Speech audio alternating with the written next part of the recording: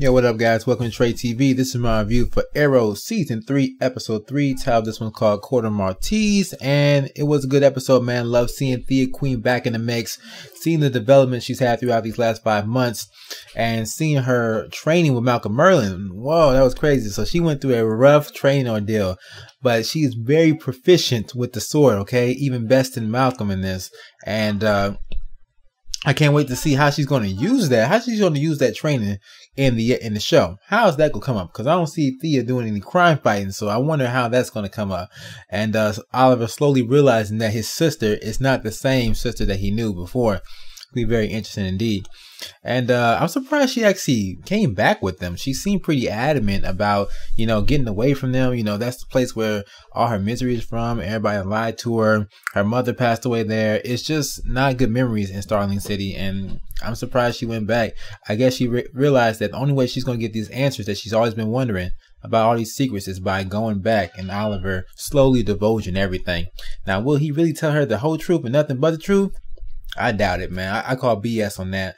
I don't think Oliver's going to tell her everything was going down, but little by little, he'll give her little tidbits of information here and there. And yeah, just nice to have her back on the scene, man. Also, I love how they are tying together these shows, okay? The Arrow and the Flash are like this, man. They're like this. So Felicity Smoke, she is going to be on the next episode of The Flash. And in this episode in particular, she talked to Ray Palmer, who had her doing a side task of recovering a lost hard drive or something like that. And she talked to him about needing a vacation for 3 days. So that is tie in with what's going on with Flash, how Felicity's going to show up there in Flash City. I forgot what it's called.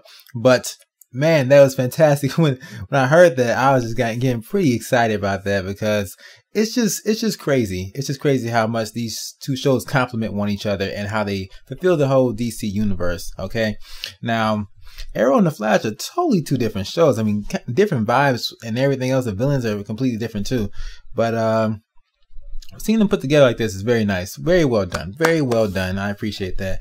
Also, we got some images of Laurel Lang taking crime fighting to the streets. Yeah, okay. She's not satisfied enough just to be prosecuting criminals. She wants to actually lay some damage down on them, okay? So she says she has a fire building up inside of her, and the only way she can soothe this fire and put it out is by taking the crime down herself, okay, with her own bare hands.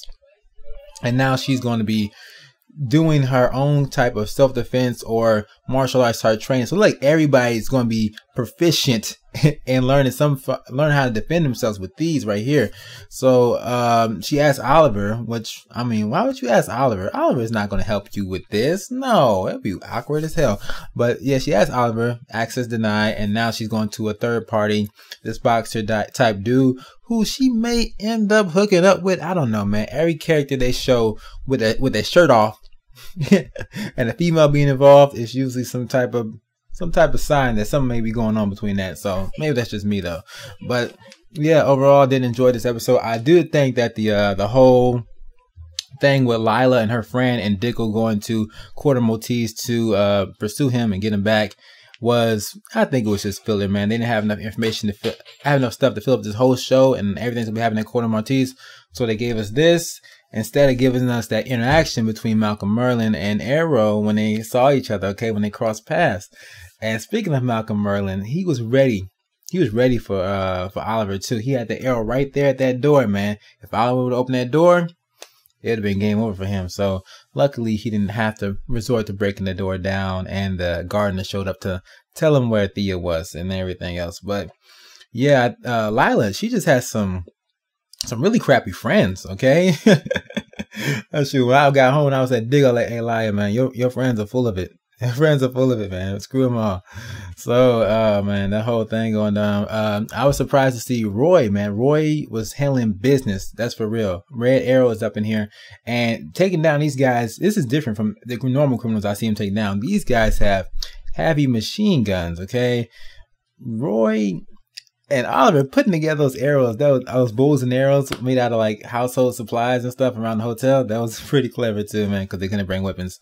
But one thing that doesn't make sense is when Diggle and Oliver first meet up with that guy, and he's leading them down that path, and he sucker punches Diggle and get him sucker tease tased Diggle and got him out of commission. Oliver, what was he trying to do? He didn't even have a bow with him. He didn't even have a weapon at all. So how is he going to back up Diggle with nothing? With just his bare hands, he was going to run down there and get into a fist fight with a guy who potentially had a armed weapon? I didn't understand that part, man. But the truth is coming out about Waller. All right. And no one could probably tell Diggle more about Waller than Oliver. OK, one thing we did not get this episode was flashbacks of his Hong Kong experience, him and his, I guess, side adventure as a hitman, I guess, and what's going on with Waller and her evil motives and everything she's into, because the woman is no good. All right. She's probably the next on his list. He said he crossed her off, but I think she needs to go back on that list. All right. Because Waller is up to no good. But with a villain like that, with a person like that, you can't bring her in. You can't bring her in because she is the government. She is the law. How you gonna bring in someone like that? I don't know. He would have to deal with her the old-fashioned era way. All right. So what you guys thoughts about Waller, man? I know I'm getting off topic right here, but Thea Queen is back. Happy to see it. Great to see her back in the show. And the new Thea Queen, learning all kinds, already trained in martial arts, is gonna be fantastic.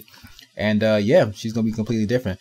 And also a hint that Malcolm Merlyn said that he would be seeing Thea pretty soon. So I guess he's coming back to Starling City. And we see some images from next episode of, what's her face? Sarah's old girlfriend, Rajagu's daughter. I forgot her name. But she's on a hunt for Sarah. She's looking for her. And Oliver has some answers to divulge. And now he has a new teammate to assist him in his hunt for the real killer of whoever killed Sarah. So, yeah. Guys, that's all I gotta say right there. I'm out of here. Share your thoughts below. If anything I missed or anything you want to talk about, go ahead and leave it below. I'll read all the comments. And yep, I'm out of here. Trey TV signing off. Peace out.